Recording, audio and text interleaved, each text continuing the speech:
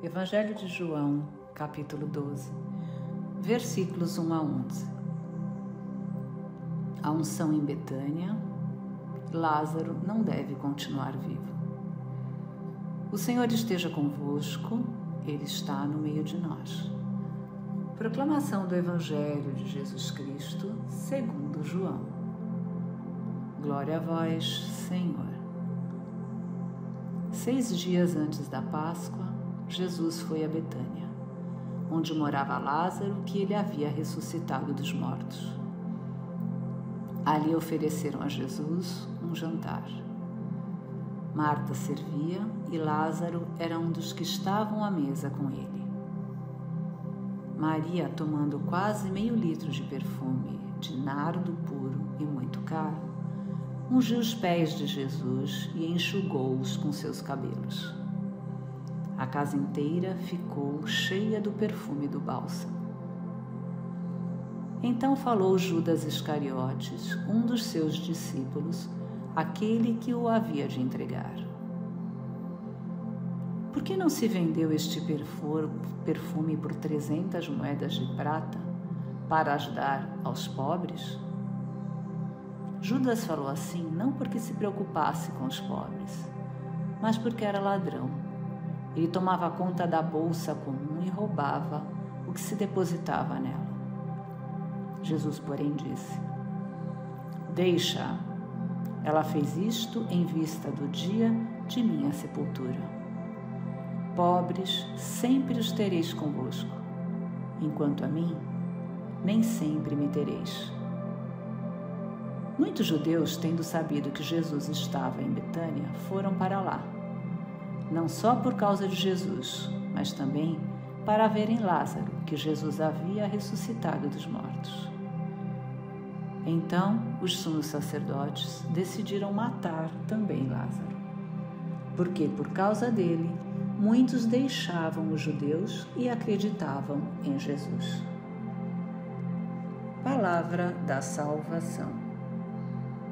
Glória a vós, Senhor.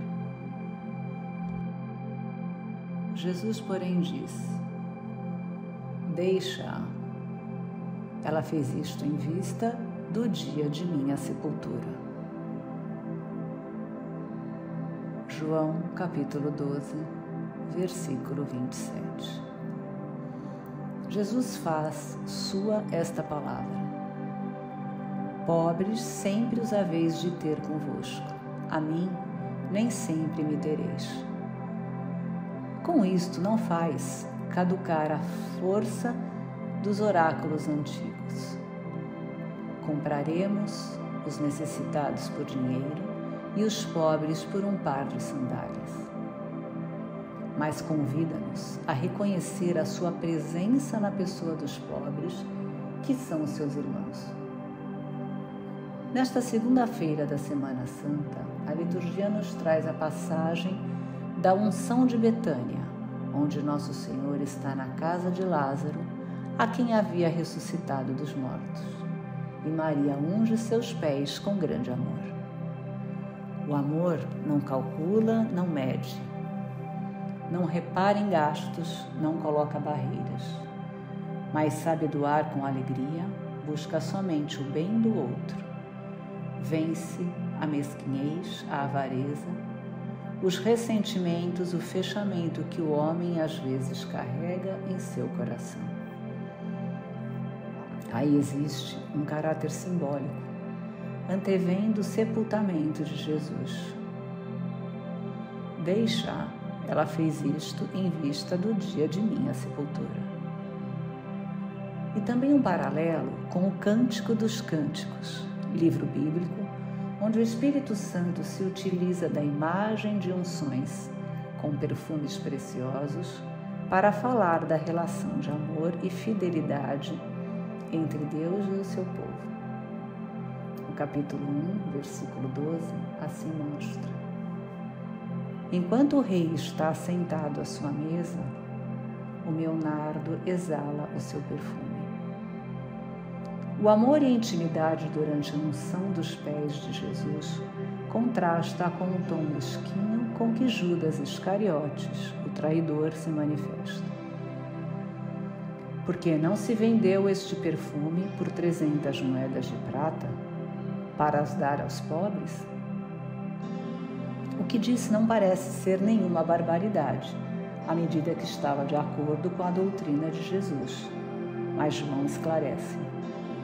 Judas falou assim, não porque se preocupasse com os pobres, mas porque era ladrão. Ele tomava conta da bolsa comum e roubava o que se depositava nela. De fato, na Páscoa do ano anterior, o mestre já havia dito que um dos seus escolhidos, apesar de fisicamente perto, já se havia afastado em espírito. Não vos escolhi eu todos os 12? Contudo, um de vós é um demônio.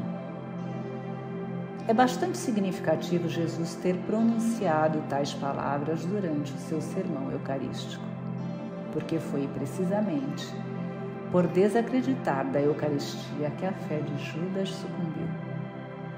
Por falta de fé, o Iscariotes ficou incapaz de compreender a linguagem da generosidade e do amor manifestada por Maria ao desperdiçar quase meio litro do mais precioso nardo. Infelizmente, queira Deus não seja este o nosso caso, não mais podia enxergar o valor da entrega caridosa, somente reconhecia o valor do dinheiro. Ó dom preciosíssimo da cruz, que tem uma aparência muito esplendorosa. Não contém como a árvore do paraíso o bem e o mal misturados. É uma árvore que gera vida, sem causar a morte, que ilumina sem produzir sombras, que introduz no paraíso sem expulsar a ninguém. Felizmente, temos o exemplo de Maria de Betânia, pintado de notória magnanimidade, ato de amor difícil de entender pelos que não partilham.